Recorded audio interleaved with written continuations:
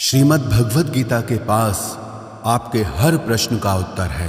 चाहे आपकी कोई भी परेशानी हो, कोई भी इच्छा हो, श्रीमद् भगवद गीता आपके हर प्रश्न का उत्तर देती है, आपकी हर समस्या का हल देती है। चाहे वो परेशानी आपके मन की हो या धन की हो या आपके शरीर की हो या आपके रिश्तों की हो, आपको अपनी हर समस्या का उत्तर श्रीमद् भगवद गीता में जरूर मिलेगा। आज हम उसी श्रीमद् भगवद गीता के ऐसे 11 अनमोल उपदेश आपको बताएंगे जो आपकी पूरी जिंदगी बदल देंगे। बस आप इन बातों को वीडियो के अंत तक ध्यान से सुनिए। जो भी व्यक्ति इस वीडियो को अंत तक सुनेगा, उसे अपनी जिंदगी, उसे अपनी हर परेशानी का हल अवश्य मिलेगा। उसे अपनी जिंदगी में जो कुछ भी चाहिए वो उसे जरूर मिलेगा। श्रीमद् भगवद गीता का सबसे पहला उपदेश यही है कि कोई अगर आपका अपना है या कोई आपसे बड़ा है तो उसका अपने प्रति गलत व्यवहार कभी भी सहन नहीं करना चाहिए। ये गीता का उपदेश हमारी जिंदगी से भी जुड़ा है। हम भी अपने मन की अधिकतर तकलीफों को ये सोचकर जिंदगी भर सहते रहते हैं कि ये तो मेरा अपना है, ये तो मेरा बड़ा है, इसको हम कैसे कुछ कह सकते हैं। हम अगर नहीं सहेंगे, कुछ कह देंगे तो हमारे रिश्ते ही खराब हो जाएंगे, हमारे रिश्ते ही समाप्त हो जाएंगे। पर सोचने की बात यह है कि उस व्यक्ति को आप अपना कैसे मान सकते हैं जो आपकी तकलीफों की वजह हो। अपना तो वो होता है जो हमारी तकलीफों को दूर कर दे। तो गीता का ये उपदेश है कि किसी को भी अपना फायदा मत उठाने दो, किसी को भी खुद पर जुल्म मत करने दो, क्योंकि आप जितना सहेंगे लोग आपको उतना सहने के लिए और मजबूर करेंगे।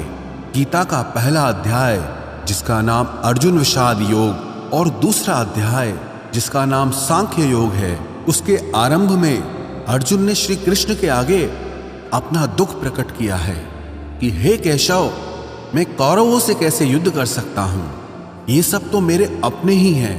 मैं कैसे भीष्म पितामह और द्रोणाचार्य से युद्ध करूंगा, क्योंकि वो दोनों मेरे पूजनीय हैं। इसलिए इन गुरुजनों को मारने से तो अच्छा है मैं भिक्षा के अन्न को खाकर अपने जीवन का गुजारा करूं। और जिन कौरवों से मैं युद्ध करने जा रहा हूं वो सब धृतराष्ट्र के पुत्र मेरे भाई ही हैं, मेरे अपने ही हैं। इन सबको मारने से अच्छा है कि मैं सन्यासी बन जाऊं। तो श्री कृष्ण ने अर्जुन से कहा कि यहां कौन अपना है और कौन पराया है। जो अधर्म करता है उसके साथ युद्ध करना तुझे मोक्ष और मुक्ति देगा।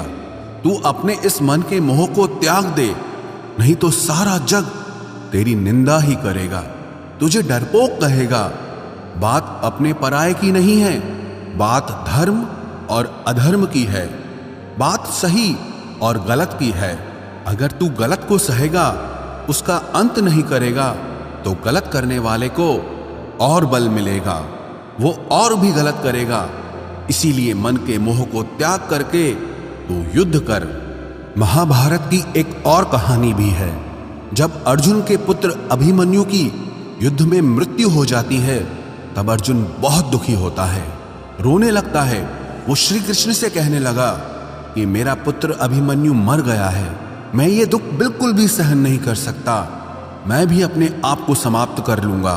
फिर भगवान श्री कृष्ण उसे आत्माओं के लोक में लेके गए, जहां अभिमन्यु आनंद से बैठा हुआ था। क्योंकि उसने क्षत्रियोचित व्यवहार किया, इसलिए उसे उत्तम पद की प्राप्ति हुई। जब अर्जुन अभिमन्यु के पास रोते रोते पहुंचा, अपने पुत्र को देखकर अर्जुन बहुत प्रसन्न हुआ। उसे गले से लगाकर कहने लगा कि हे पुत्र, तेरे बिना तो मैं जी ही नहीं सकता, मैंने तो अपने जीवन की आशा का ही त्याग कर दिया है। तो अभिमन्यु कहने लगा कि आप कौन हैं? अर्जुन बोला, मैं तेरा पिता हूं, तू मेरा पुत्र है अभिमन्यु। तो अभिमन्यु कहने लगा कि कौन पिता कौन पुत्र, मेरे हजारों जन्म हुए हैं, किसी जन्म में आप मेरे पिता बनते हैं और किसी जन्म में मैं आपका पिता बनता हूं। आत्मा का न कोई माता होता है न कोई पिता होता है। जब अर्जुन ने देखा कि मेरा पुत्र मुझे पहचान भी नहीं रहा तो उसका सारा मोह खत्म हो गया। इसलिए गीता के इस उपदेश को ठीक से समझ लो कि यहां कोई अपना पराया नहीं है।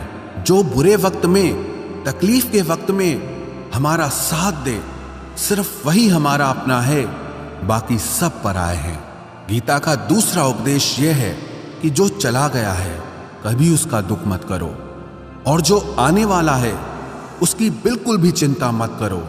जब महाभारत का युद्ध चल रहा था तब अर्जुन ने श्री कृष्ण से कहा कि अगर यह युद्ध हुआ तो करोड़ों लोग मारे जाएंगे।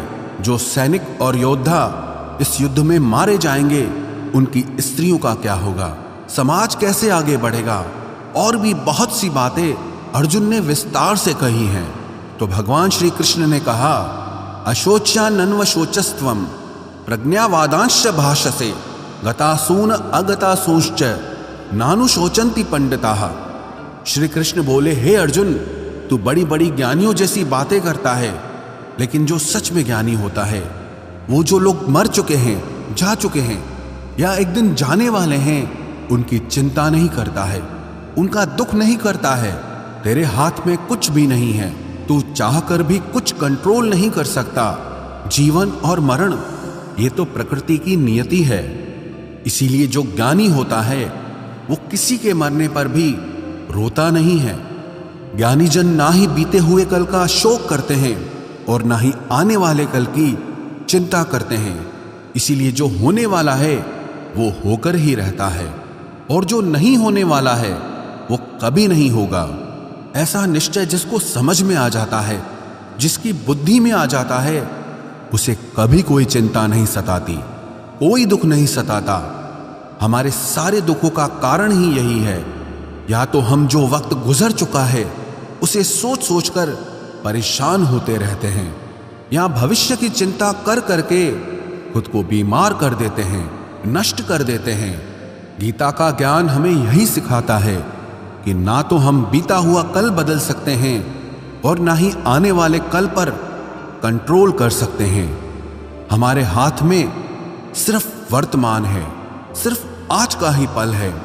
हमारा 98% तनाव और चिंताएं भूतकाल और भविष्यकाल के बारे में सोचते रहने से होता है। हम हमेशा उसी में ही जीते रहते हैं, मगर वर्तमान में कभी नहीं जीते, इस पल को कभी नहीं जीते। जब आप वर्तमान का पूरा आनंद लेना सीख जाओगे, तभी आपकी जिंदगी से तनाव कम होगा, चिंताएं खत्म होगी।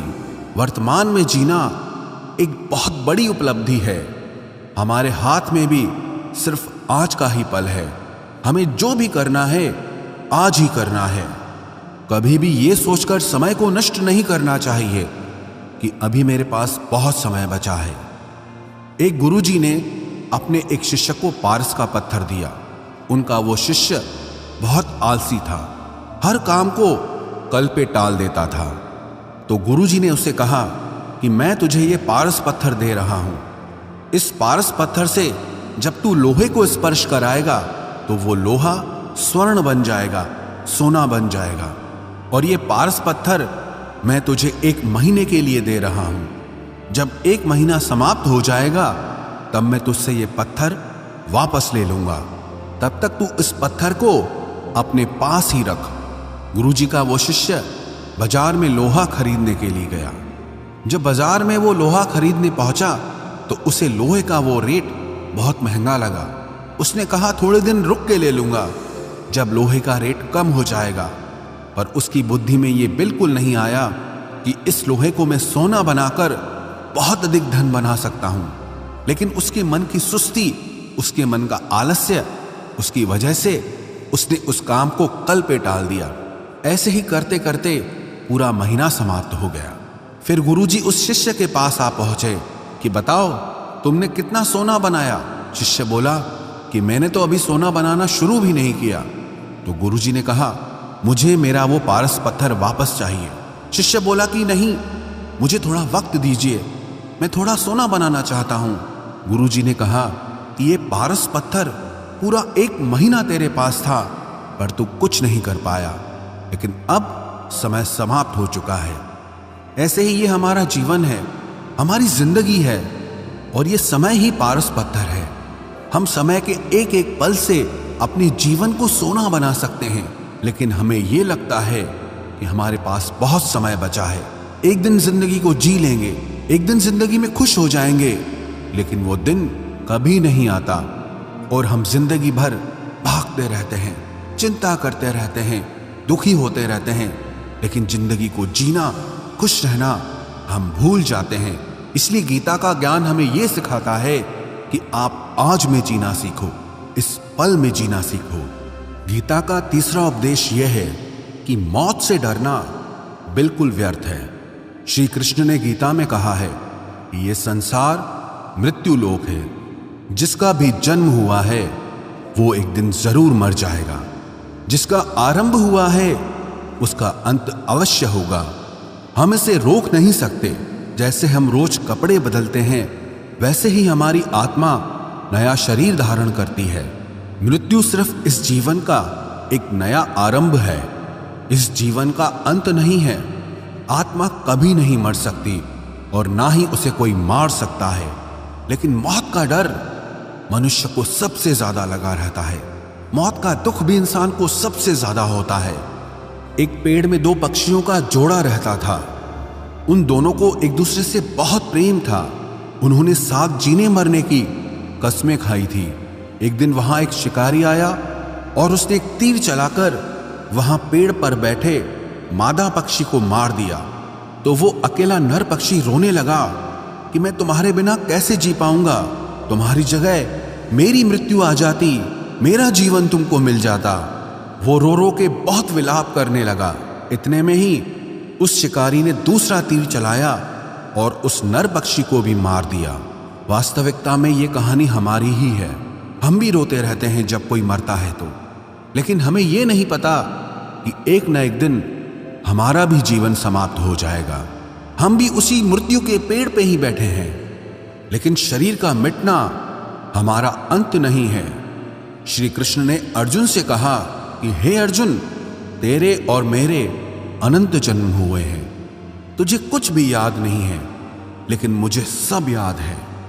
जो व्यक्ति इस सत्य को समझ ले कि मैं यहां इस संसार में कुछ समय के लिए आया हूं, उसकी जिंदगी के सारे झगड़े, सारे दुख, सारी चिंताएं ही समाप्त हो जाएंगी।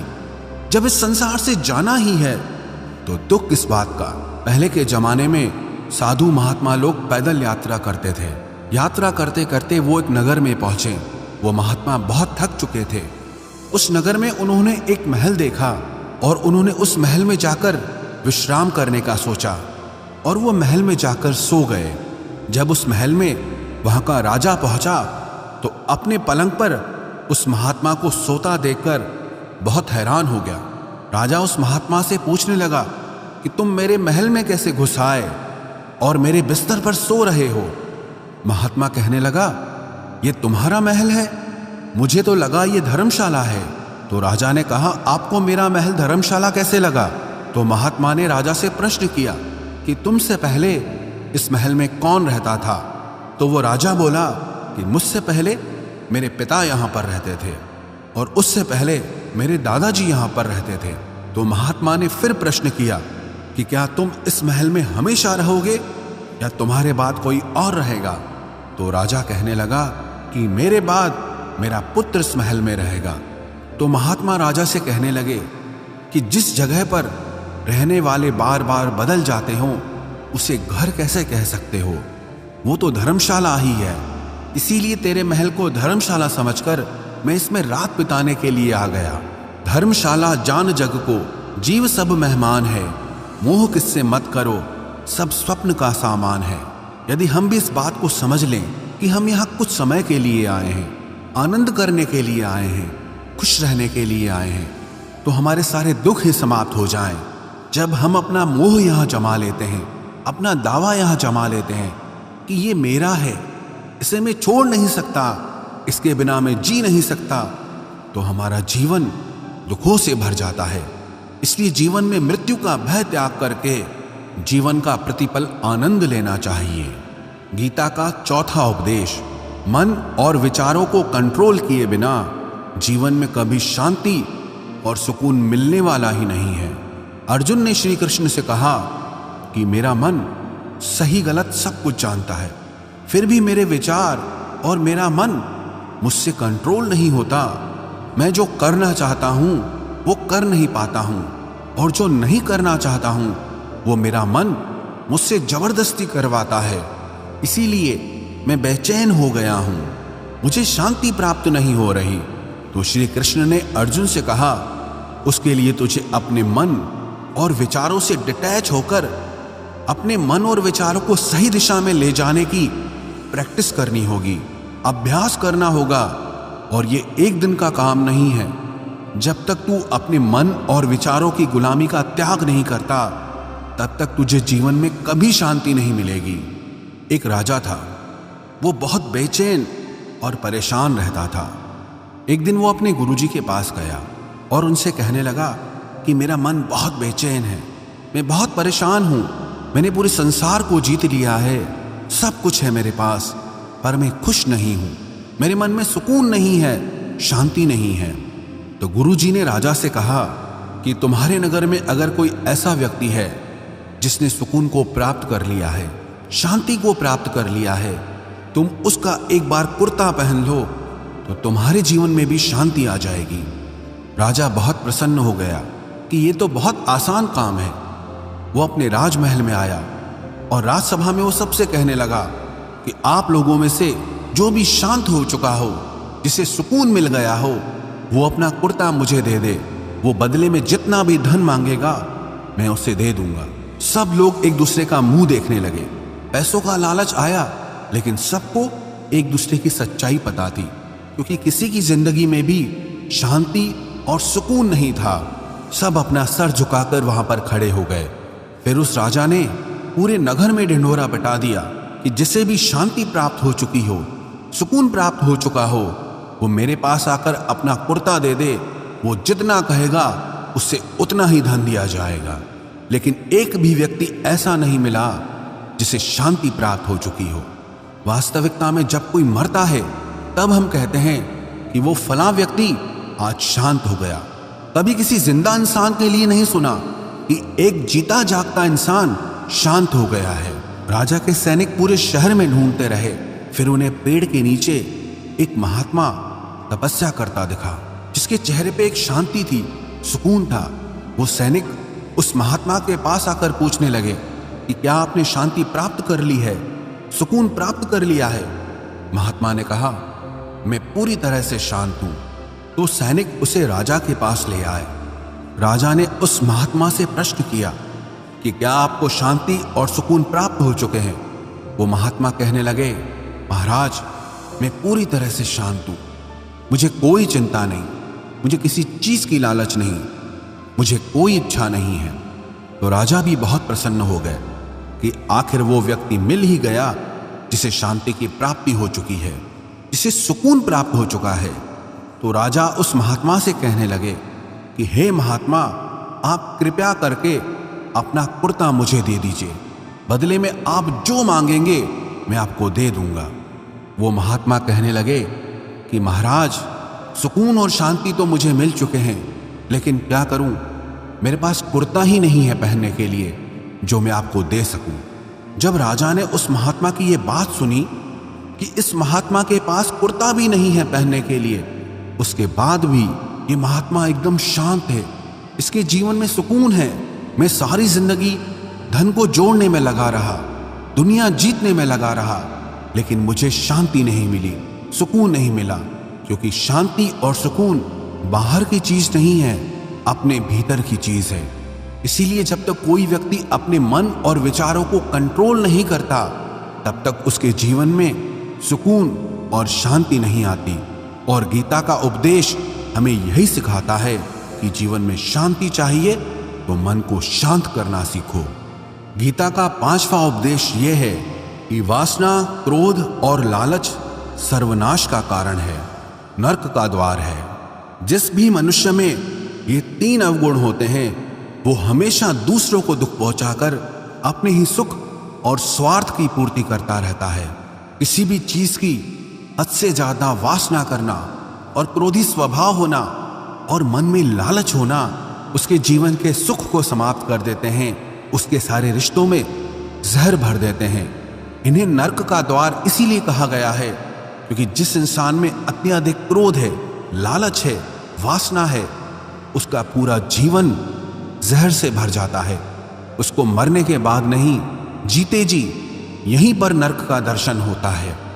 गीता का छठा उपदेश यह है कि सब भगवान एक ही हैं, कोई छोटा बड़ा नहीं है।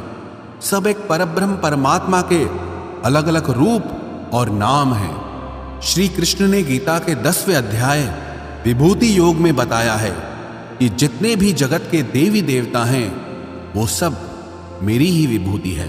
मैं ही शिव हूं, मैं ही इंद्र हूं, मैं ही यक्षराज कुबेर भी हूं, मैं ही अग्निदेव हूं, देवताओं के गुरु बृहस्पति भी मैं हूं, समुद्र भी मैं ही हूं, अक्षरों में ओम भी मैं ही हूं, काल का महाकाल भी मैं ही हूं, सारे जगत का नाश, उत्पत्ति और पालन करने वाला भी मैं ही हूं। श्री कृष्ण ने अर्जुन से कहा कि मेरी विभूतियों का कोई अंत नहीं है, इसलिए सब भगवान, सब नाम, सब देवता मेरे ही रूप हैं। इसीलिए तो किसी भी देव या ईश्वर में कभी भेद बुद्धि मत करना, कभी किसी को छोटा बड़ा मत समझना। और गीता का उपदेश हमें यह सिखाता है कभी भी किसी दूसरे के इष्ट को छोटा नहीं समझना चाहिए, या इस बात पर झगड़े फसाद नहीं करने चाहिए कि कौन बड़ा है और कौन छोटा है। गीता का 7वां उपदेश यह है, सुख की इच्छा ही आखिर में हमारे दुखों का कारण बनती है। श्री कृष्ण ने अर्जुन से कहा कि मनुष्य जितना सुखों की लालसा और इच्छा करता है, उतना ही उसकी इंद्रियां सुख भोग में आसक्त हो जाती है, उतना ही इंसान का मन संसार के सुख और आकर्षण का गुलाम बन जाता है। और जितना सुख के पीछे भागेगा, उतना ही उसे दुख के अनुभव से भी गुजरना पड़ेगा, क्योंकि ये संसार का नियम ही है। जो चीजें शुरू में मन को बहुत आकर्षित करती हैं, बाद में बहुत दुख देती हैं, और जो चीजें शुरू में मुश्किल लगती हैं, कठिन लगती हैं, बाद में हमें बहुत काम आती हैं। गीता का 8वां उपदेश यह है, जो भी मनुष्य दुनिया के सारे सहारे छोड़कर सिर्फ भगवान को ही अपना सहारा मान लेता है, उसकी हर जरूरत वो ईश्वर पूरी करता है। उसकी हर प्रकार से रक्षा वो परमात्मा ही करता है। अनन्याश्चिन्तयो माम ये जनाः पर्युपासते तेषां नित्याभियुक्तानां योगक्षेमं वहाम्यहम्। जो भी व्यक्ति मुझे ही अपना सहारा मानता है, उसका योगक्षेम मैं वहन करता हूं। योगक्षेमं वहाम्यहम् अर्थात जो चीज नहीं मिली है उसकी प्राप्ति कराना उसका नाम योग है, और जो चीज जीवन में मिली हुई है उसकी रक्षा करना उसका नाम क्षेम है। तो श्री कृष्ण कहते हैं, जो मुझ पे डिपेंड हो जाते हैं उनको जो चाहिए वो मैं जरूर देता हूं, और उनकी हर प्रकार से मैं रक्षा भी करता हूं।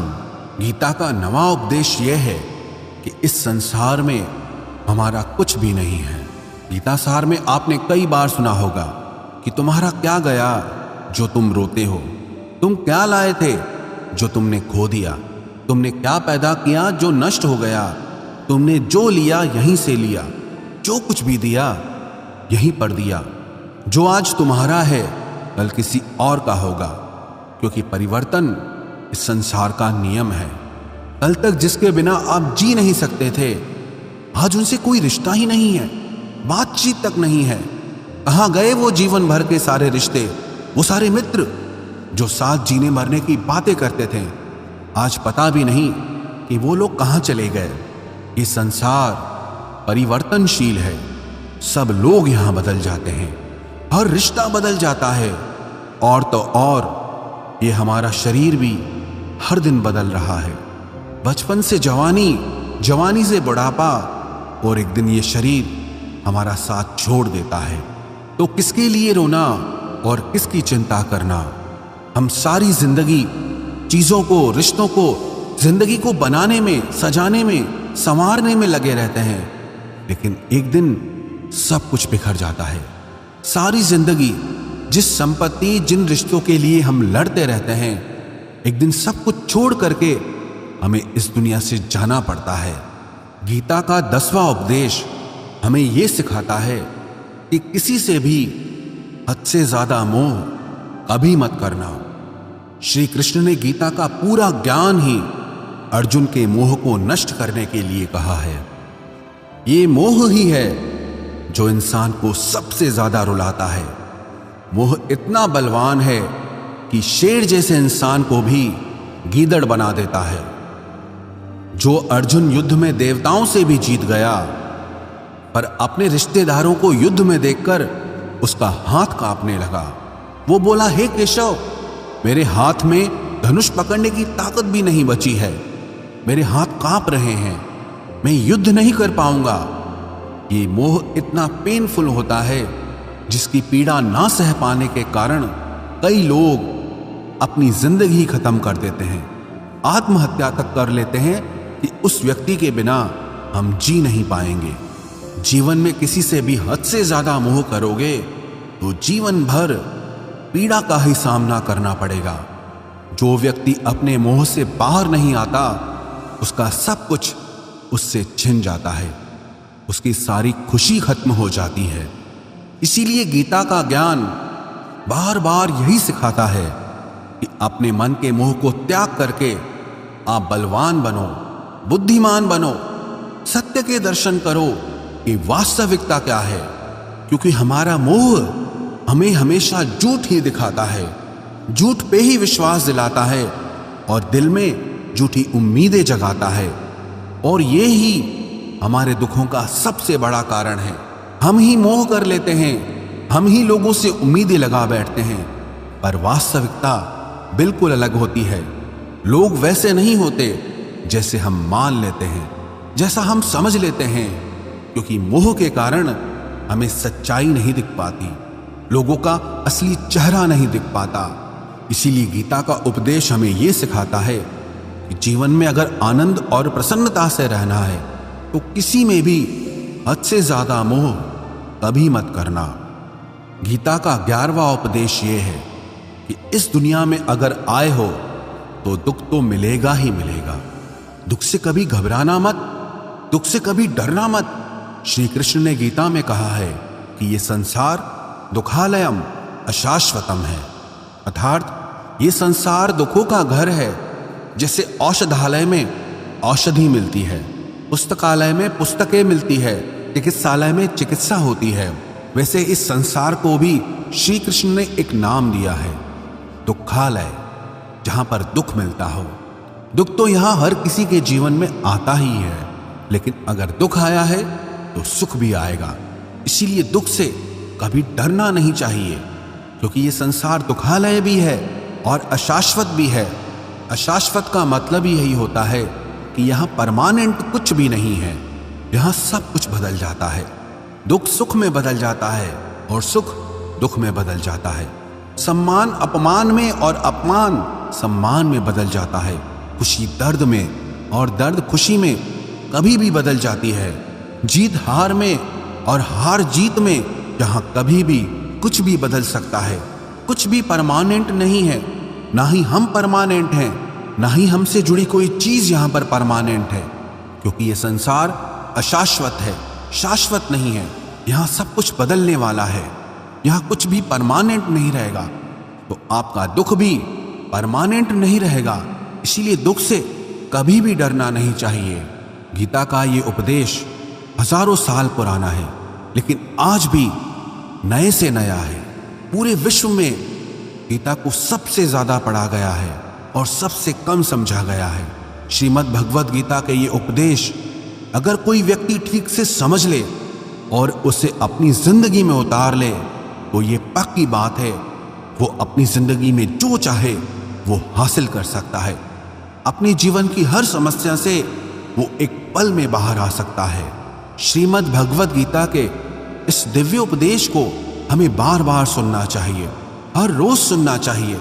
जब भी जीवन में कोई चिंता या परेशानी आए तो एक बार इस उपदेश को जरूर सुन लेना और मन में ये विश्वास रखना कि गीता का ये उपदेश आपकी जिंदगी की हर परेशानी में आपको राह अवश्य दिखाएगा।